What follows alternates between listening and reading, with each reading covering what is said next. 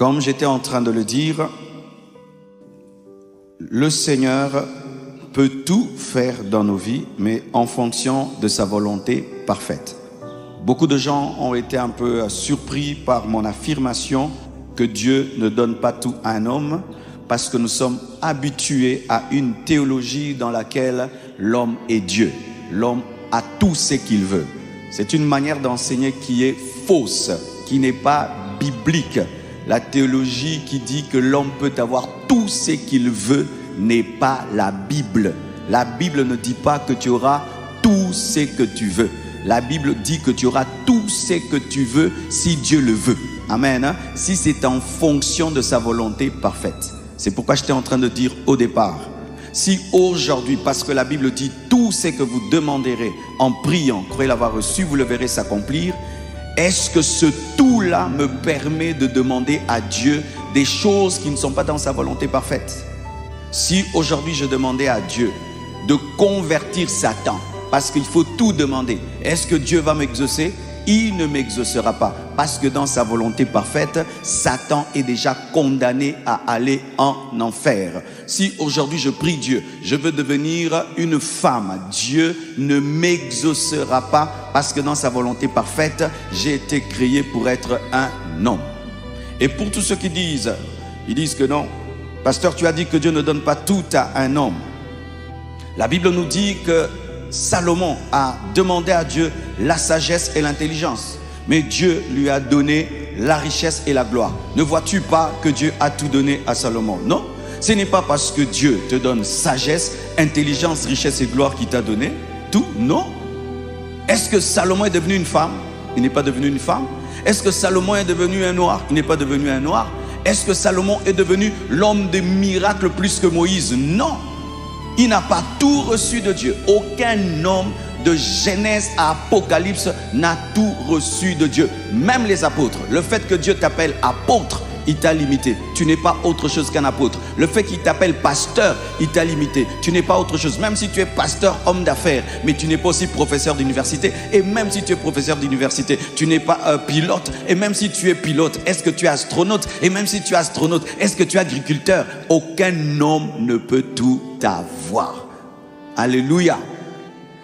Nous ne pouvons avoir que ce que Dieu a préparé d'avance dans son plan pour nous. Amen. Encore voici un autre équilibre. Prêcher le contentement, ce n'est pas prêcher la pauvreté ou la médiocrité. Eh bien, je pourrais aussi me contenter d'un écran qui est en train de parler pendant que je prêche. Je ne me suis pas contenté de cela. J'ai dit enlever ça. Amen. Hein? Alléluia. Mais je me contente de prêcher avec ce micro, de ces conditions-ci, parce que je ne peux pas faire mieux. Mais ce que je peux corriger, je le corrige. Alléluia. Donc je n'ai pas prêché la médiocrité, se contenter d'une vie médiocre, se contenter de la pauvreté. Un élève qui étudie, il a 20% et puis dit je me contente de mes 20%. Et non, je n'ai pas enseigné cela. Amen. J'ai dit d'être content avec ce que Dieu te donne. Parce qu'un élève qui a 20%, c'est pas Dieu qui lui a donné ça, c'est sa négligence qui lui a donné ça, c'est sa paresse. Amen. Hein? Donc il faut bien comprendre les Écritures, parce que si tu ne comprends pas bien la parole de Dieu, tu vas tomber dans des déviations qui vont détruire ta vie. À la fois, un évangile du succès mal prêché dévie, et un évangile du contentement mal prêché aussi dévie. Il faut un équilibre. Amen. Pendant que je cherche le succès, je suis patient et reconnaissant pour chaque évolution de ma vie vers le succès. Et pendant que j'échoue, je bénis Dieu pour ce qui m'arrive, mais je m'attends à sortir de là tout en étant aussi patient. Amen. Hein? Donc il faut un équilibre. Je ne prêche pas la pauvreté, je n'encourage pas la pauvreté, je n'encourage pas l'échec, je n'encourage pas la médiocrité. Alors, dans toute la parole, il n'y a qu'un seul endroit où on écrit clairement contentement. Mais il y a beaucoup de versets qui parlent de contentement. Amen. Hein? Mais le seul passage qui dit clairement contentement, c'est 1 Timothée 6, verset 6. clairement. Les autres en parlent, mais c'est 1 Timothée 6, verset 6 qui dit « C'est en effet une grande source de gain que la piété avec le contentement. » Le mot contentement existe clairement dans la Bible. Et c'est quoi le contentement selon la parole de Dieu? Le contentement, c'est la satisfaction et le fait d'être heureux avec ce que Dieu nous donne. C'est être capable d'être heureux avec ce que Dieu te donne. Pas avec ce que Dieu te donnera, avec ce que Dieu te donne maintenant, avec ce que tu as maintenant. Si Dieu t'a donné $10, tu es content avec tes $10. Si Dieu t'a donné un mari, mais il n'y a pas d'enfant, tu es content de ce mari. Si Dieu t'a donné un travail de $100, tu es content de ce salaire de $100. Si ça vient de Dieu, tu es content. Tu es content de tes bénédictions, tu es content de tes épreuves, être satisfait avec ce que Dieu te donne. Alléluia. Aujourd'hui, je veux m'entretenir avec vous sur la puissance du contentement, les bénéfices du contentement. C'est que le contentement apporte dans la vie d'un homme, apporte dans la vie d'un chrétien. Alléluia. Dans la vie de tout homme, il y aura un manque. Un manque. Tout homme sur terre connaît un manque. Je ne connais pas un seul homme qui ne connaît pas le manque. Tu cherches Bill Gates, tu cherches les présidents de la République, les rois, ils ont un manque. Tu rencontres Poutine, l'un des hommes les plus puissants du monde, il a un manque. Tu rencontres Donald Trump, il a un manque. Tu rencontres l'homme le plus intelligent, mettons Einstein, tu vas voir qu'il avait un manque. Dans ce manque, dans ce vide que tout homme a quelque part dans sa vie, la solution pour combler ce vide, c'est se contenter, amen, de ce que Dieu te donne, de ce que Dieu fait dans ta vie. Si tu poses une question à ton voisin, que peut-être même tu envies et que tu trouves meilleur que toi, s'il est sincère, il te parlera d'un manque dans sa vie. Tout homme a un manque. Et ce manque, si tu ne sais pas traiter avec lui, ce manque peut détruire ta vie. La plupart des problèmes que nous avons dans l'humanité, la plupart de ces problèmes sont causés par ce manque que tu as en toi. Ce manque. Lorsque tu étudies la vie de tous les dictateurs au monde, il y a un homme qui écrit un livre qui s'appelle « Les malades qui nous gouvernent ». Il a décelé que chacun d'eux avait un manque. Hitler est devenu Hitler à cause d'un manque.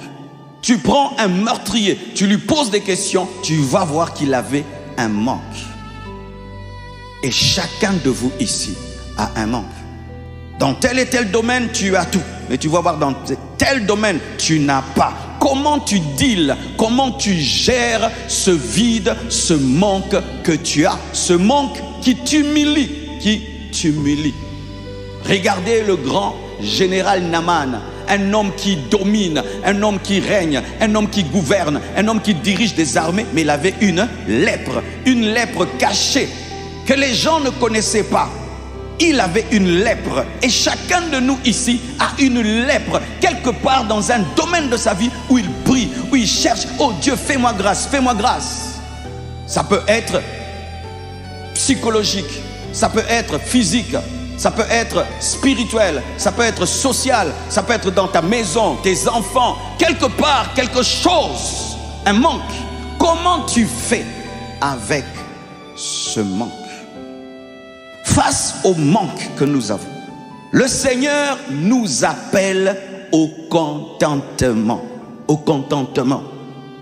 Si tu ne réagis pas par le contentement par rapport au manque que tu as, si tu n'utilises pas le contentement par rapport au manque que tu as, tu vas tomber dans la jalousie. tu vas tomber dans la rivalité, tu vas tomber dans le contentement, tu vas tomber dans l'ingratitude, tu vas perdre la louange, tu vas perdre l'adoration, tu vas perdre les actions de grâce, tu vas perdre la joie, tu vas devenir un homme triste si tu ne choisis pas le contentement. Mes frères et sœurs, sans le contentement, nous tombons dans la convoitise. Sans le contentement, nous tombons dans la jalousie. Sans le contentement, nous tombons dans les comparaisons, dans la tristesse, dans le manque de louange, de gratitude, d'adoration, dans le manque de joie et dans l'insatisfaction. J'ai rencontré dans ma vie des hommes qui ont tout, mais qui sont plus insatisfaits que des pauvres. Pourquoi? Parce que apparemment ils ont tout, mais il y a un vide dans leur cœur qui transparaît tellement que tu sens qu'il est pauvre alors qu'il a tout. Certains, il est riche, il est intelligent, mais il a un complexe de beauté. Il a un complexe de beauté. Il est riche, il est intelligent, mais depuis qu'il est enfant, on lui disait: tu n'es pas beau, tu n'es pas beau, tu n'es pas beau, tu n'es pas beau, tu n'es pas beau. Il grandit, il devient un grand homme, un grand serviteur de Dieu. Il devient grand, mais il a toujours le complexe de beauté. S'il se retrouve face à quelqu'un qui est beau, il se sent petit alors qu'il est riche, alors qu'il a l'argent. Pourquoi? Son insatisfaction, il n'a pas plongé dans le contentement de dire: Dieu m'a donné ça et ça, mais ça il ne m'a pas donné, gloire à Dieu. Tu dois arriver à ça. Alléluia. Tu dois arriver à ça. Sinon, tu ne seras jamais heureux. Jamais heureux. Et c'est quand d'autres aussi, ils ont le complexe intellectuel. Il est beau, il a l'argent, mais intellectuellement, il n'est pas très fort. Chaque fois qu'il rencontre quelqu'un d'intelligent, d'instruit, tu sens qu'il commence à le diminuer, qu'il commence à l'humilier, il commence à l'insulter. Souvent, c'est quoi? C'est le vide. Tu n'as pas fait un bilan pour dire à Dieu: merci, tu m'as donné ça et ça, mais tu ne m'as pas permis de faire des grandes études. Gloire à toi. Alléluia. Comment tu deals avec ton vide? J'ai vu des femmes qui n'ont pas d'enfants et qui ont un problème. Chaque fois qu'on bénit les enfants ici, chaque fois qu'on présente les enfants, tu es mal à l'aise, tu ne loues pas Dieu, tu ne bénis pas Dieu. Pour toi, c'est un temps de torture quand on présente les enfants. Comment tu deals avec ça? La puissance du contentement te libère de la convoitise, te libère de la jalousie. Tu es content pour ce que Dieu fait dans la vie des autres parce que tu sais aussi que Dieu a fait dans ta vie. Alléluia. Te libère de la comparaison parce que tu sais que jamais il n'y aura deux hommes identiques, car même les jumeaux ne se ressemblent pas et n'ont pas la même destinée.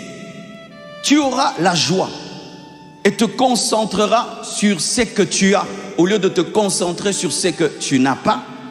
Tu loueras Dieu pour ce qu'il a fait dans ta vie, car tu ne seras pas concentré pour ce qu'il n'a pas encore fait ou qu'il ne fera jamais. Et tu auras un esprit de reconnaissance au lieu de te plaindre à chaque instant. Et tu auras un esprit d'adoration, car tu seras concentré sur ce que Dieu est au lieu de te concentrer sur ce que tu es et ce que tu as.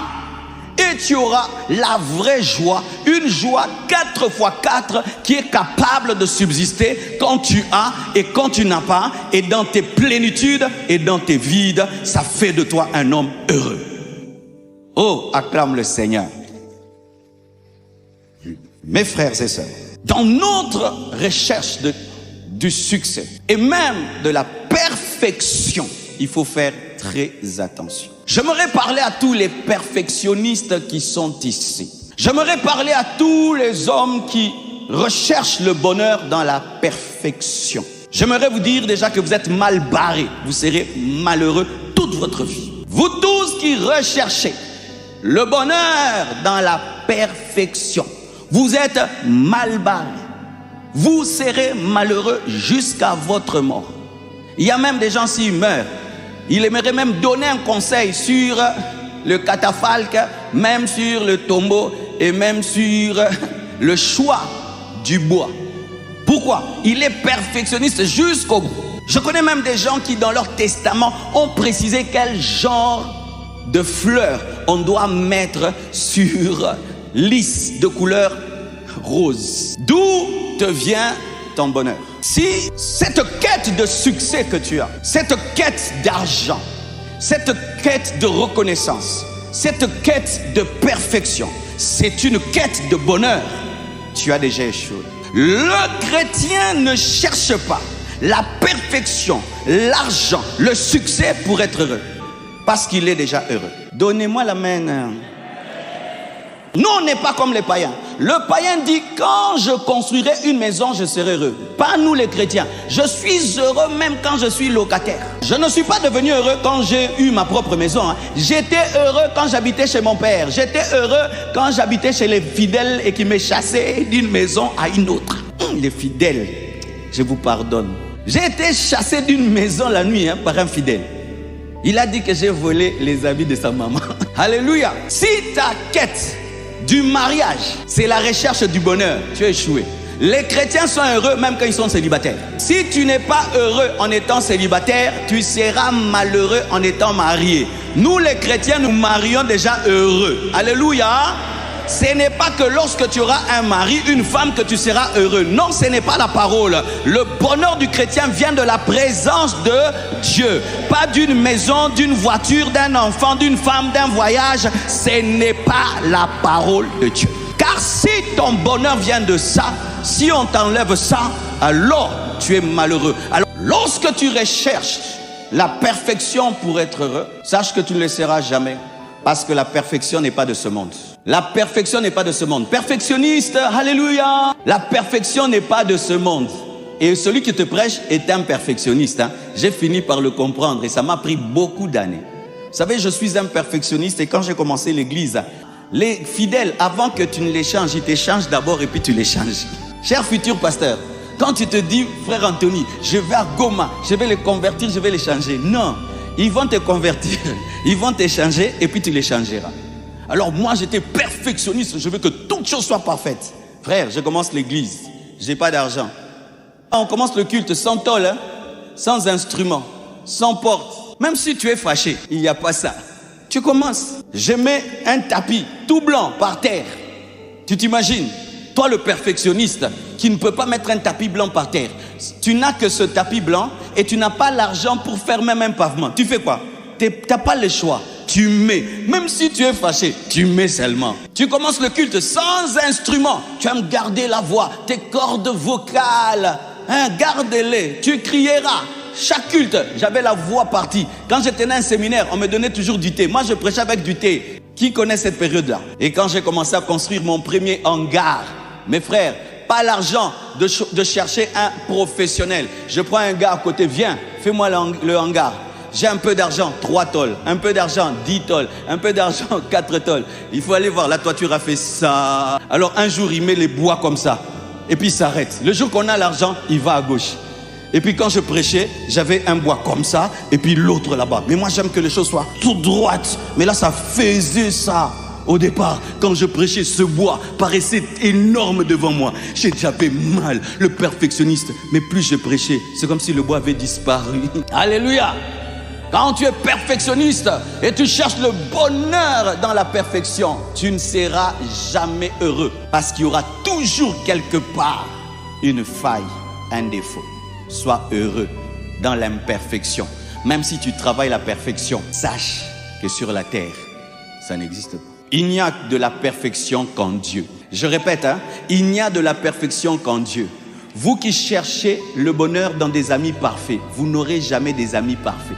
Vous qui cherchez le bonheur dans une femme parfaite, vous n'aurez jamais le bonheur. Vous qui cherchez le bonheur dans un mari parfait, vous n'aurez jamais le bonheur. Vous qui cherchez le bonheur dans des enfants parfaits, vous n'aurez jamais le bonheur. Vous qui cherchez le bonheur dans des parents parfaits, vous n'aurez jamais le bonheur. Vous qui cherchez le bonheur dans un pasteur parfait, vous n'aurez jamais le bonheur. Vous qui cherchez le bonheur dans une église parfaite, vous n'aurez jamais le bonheur parce que ça n'existe pas. Vous cherchez ce qui n'existe pas. Un jour, une femme vient me voir. Il fallait qu'elle épouse un homme. Et puis elle va voir sa maman. Écoutez ce que sa maman dit. Tu sais, quand tu cherches un homme, si sur tes 10 critères, il a même 6, 7, prends seulement. Prends. Il a dit vraiment, prends seulement. C'est-à-dire les 3 là, vraiment, peut-être c'est à compléter et peut-être ce ne sera jamais complété. Oui, c'est pourquoi certains vous êtes célibataires jusqu'à aujourd'hui, non? Vous cherchez 10 sur 10. Ça n'existe pas. Tu vas jusqu'à 60 ans, tu chercheras 10 sur 10 n'existe pas. Alléluia, les célibataires endurcis. Alléluia. Vous qui cherchez un mari 10 sur 10, une femme 10 sur 10, ça n'existe pas. Parce que vous-même, vous n'êtes pas 10 sur 10. Comment toi qui n'es pas 10 sur 10, tu cherches un 10 sur 10? Même si tu épouses un 10 sur 10, étant donné que tu es 7 sur 10, ça fait que ça ne sera pas 20 sur 20. Donne-moi la main, hein? Donne-moi la main. Même si tu épouses un 10 sur 10, toi, est-ce que tu es 10 sur 10? Tu es 6 sur 10. Il y en a même de 2 sur 10 ici et de 1 sur 10, mais qui cherchent 10 sur 10. Même si tu as 10 sur 10, ça fait 11 sur 10, sur 20. Qui se marie l'année prochaine. Oui, si tu comprends cette prédication, tu te maries. Parce que je connais des bonnes sœurs dans cette église que vous n'épousez pas. Mais oui, tu veux que je te branche? Oui, dans cette église, il y a des bonnes sœurs. Mais aucune d'elles n'est 10 sur 10. Aucune d'elles. Moi, leur père spirituel, j'ai dit déjà. Aucune d'elles n'est 10 sur 10. Et aucun frère dans cette église est 10 sur 10. Alors vous, les 9 sur 10 et les 7 sur 10, mais épousez les 7 et les 6 et que Dieu vous aide dans le vide là, le contentement. Dans le vide là, le contentement. Dans le vide là, le contentement. Pourquoi les gens divorcent? Parce qu'il n'y a pas de contentement. Pourquoi les gens divorcent? C'est un manque de contentement. Je répète, hein, les gens divorcent par manque de contentement. Donne-moi la main, je vais t'expliquer. Quand tu quittes un 8 sur 10 et tu vas chercher un 10 sur 10, tu vas tomber sur un 7 sur 10. Mais ce 7 sur 10 aura des choses que ton 8 sur 10 n'a pas. Parce que Dieu ne donne pas des anges aux hommes, parce qu'il n'y a pas de mariage entre anges et hommes. Il n'y a que des mariages entre hommes et hommes. Nos parents ont duré dans le mariage parce que c'est ce qu'on disait déjà à nos mamans dès le départ. Tu vois le mari qui est là, il n'est pas parfait. Se marier comme ça, déjà on l'a préparé. Mais vous envoyez vos enfants au mariage en présentant un mari parfait. Quand maintenant elle vit la vraie vie là-bas, la vraie vie là-bas. Non, c'est ça la vraie vie. La vie, ce n'est pas le film. La vie, ce n'est pas le film. Même les acteurs de films là ont divorcé 8 fois, 10 fois, 15 fois. Elle doit être comme Jennifer Lopez. Elle vient encore de divorcer. Jennifer Lopez. Donne-moi la main, hein? Il suffit d'un problème, 1 année, les gens divorcent. Il suffit d'un problème, 2 ans, les gens divorcent. 3 ans, divorcent. Pourquoi? Parce que vous recherchez le bonheur dans la perfection. Amen. Dimanche, nous aurons culte des familles et avant la parole, nous aurons une piste de danse pour tous les couples ici. Chacun va danser avec son mari. Alléluia. C'est la fin de l'année. Amen. Alors, la Bible dit ceci. 1 Timothée 6, verset 6. Parce que le contentement, c'est en effet une grande source de gain que la piété avec le contentement. Lorsque tu lis ce passage, tu comprends ceci. Que le vrai gain, la vraie richesse pour Dieu n'est pas l'argent, mais la piété et le contentement. Nous sommes impressionnés par les hommes riches. Nous sommes impressionnés par des sommes colossales. Mais Dieu n'est pas impressionné. Regardez même, Jésus, on lui a montré un temple. On dit, regarde ce temple, regarde l'architecture. Est-ce qu'il était épaté? On lui parle d'un temple, il parle de son corps, il dit que ce temple, détruisez-le.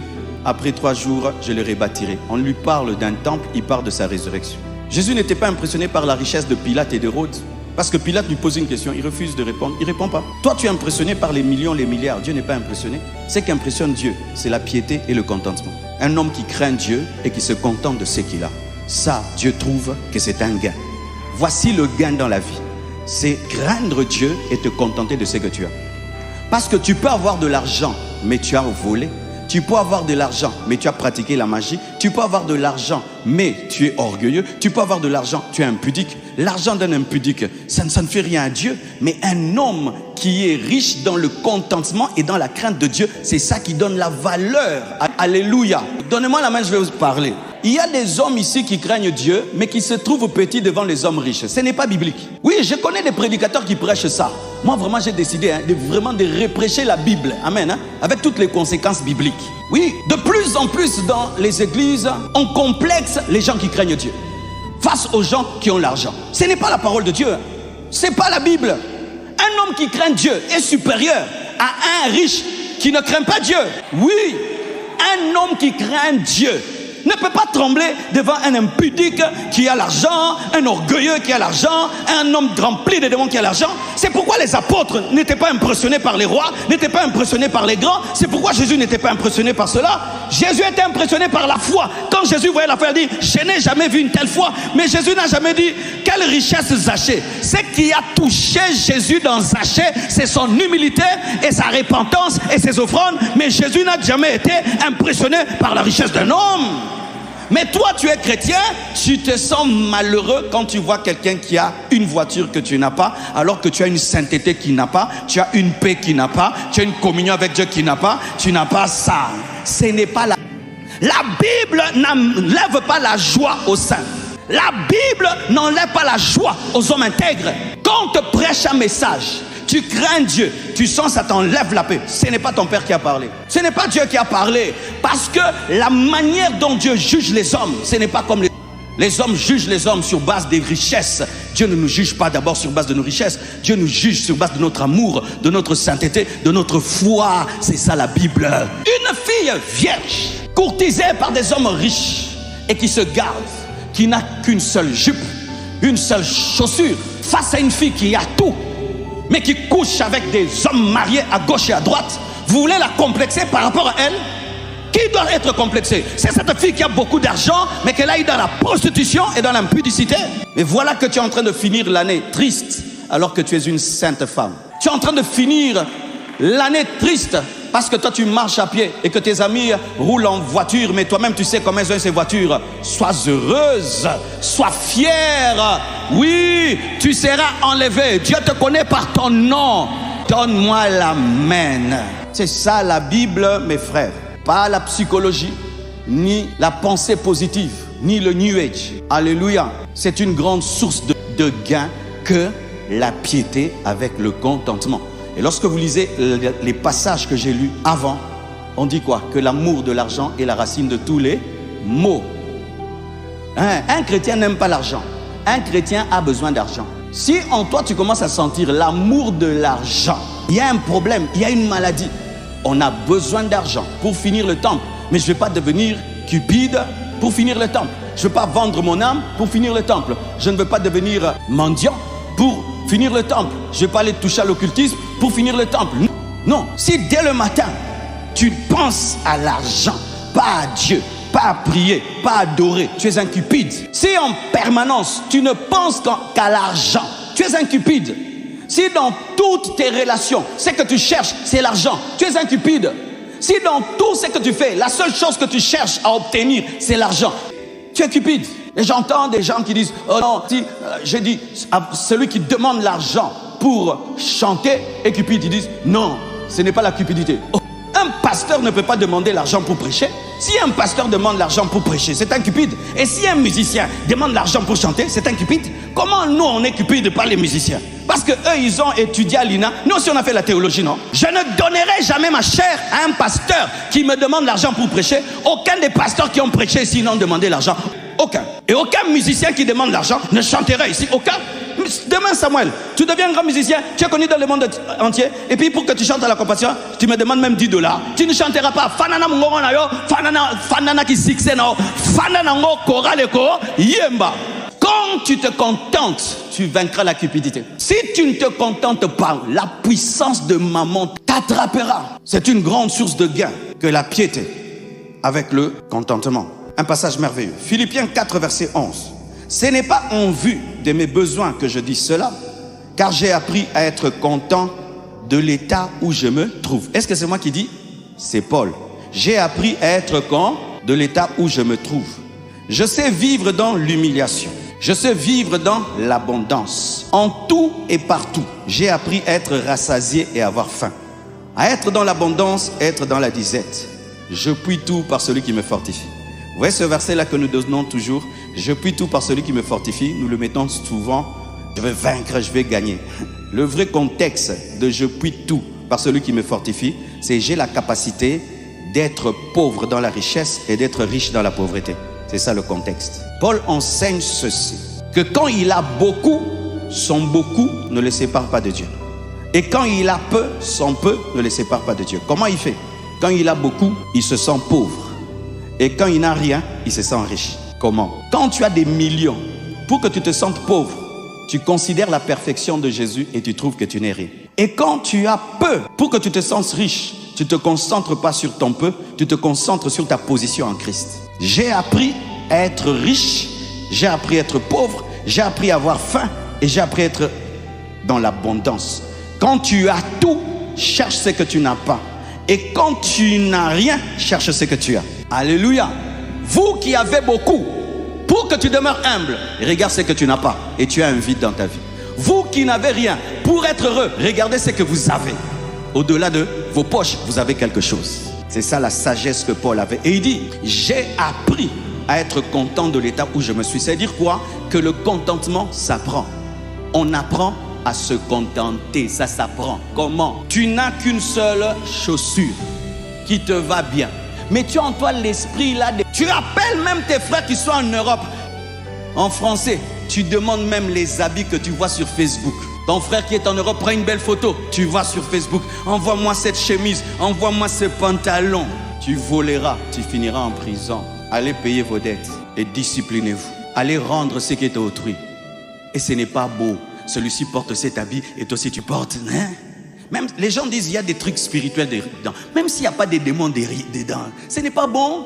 Hein? L'autre on le voit dans une boîte de nuit avec cette chemise, toi tu l'amènes à l'église. Contente-toi de tes chaussures.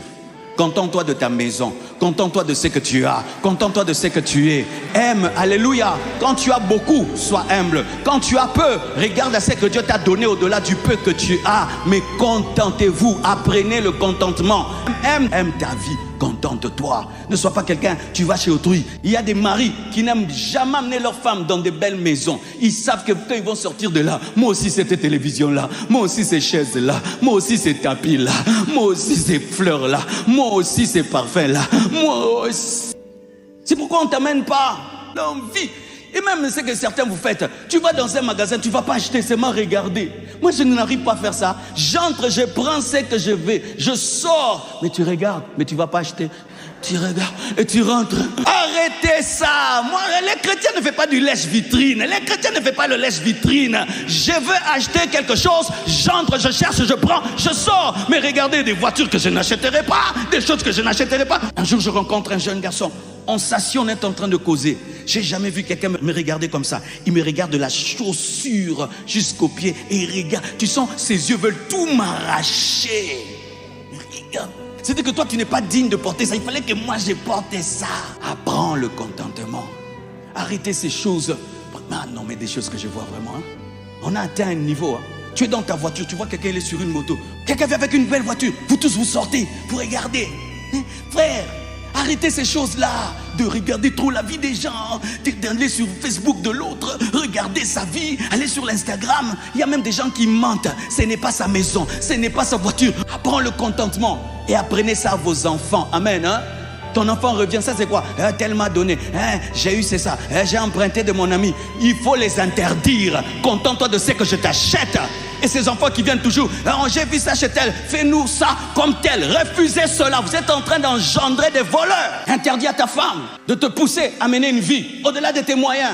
Dis non, mon salaire ne permet pas ça. Là je vais voler, maman, je vais voler, je vais voler.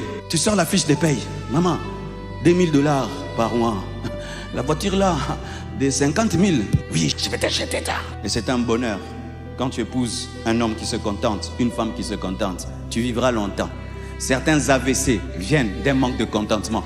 Tu peux avoir ta joie et ta paix, vous avez mangé votre pondou, votre riz, et vous avez bu de l'eau. Mais là-bas, en français, quand est-ce qu'on mangerait le poulet? Du coup, cauchemar, tu commences à rêver de poulet jusqu'à avoir une basse-cour.